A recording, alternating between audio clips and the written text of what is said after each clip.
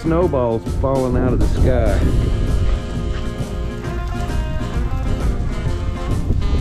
I mean, the snowflakes are biggest. Golf balls are bigger than that even.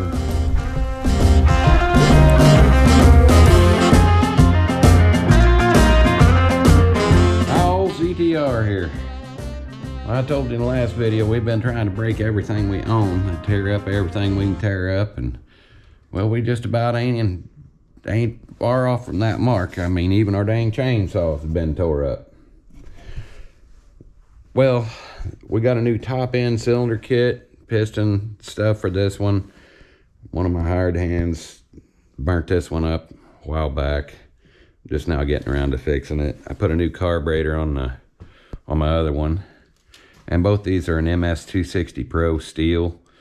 I really like them. I just keep going back to them, trying to buy used ones and stuff because they don't make it anymore. But we're going to rebuild this one here. We kind of been held off on content in other areas, but we got to get this stuff fixed. And that's kind of my point. It's, if you're a hot rodder or whatever you are, I mean, you're always going to have all that other logistical nightmare to go try to fix your stuff up and keep afloat. It happens when you're drag racing or just trying to keep any kind of business together. You'll have these little sidetracks, but that's what we're doing today. We're going to go cut up some firewood and stuff. We've been cutting a little bit because we needed it cut. Been waiting on parts for the chainsaws, and we'll catch you in a few.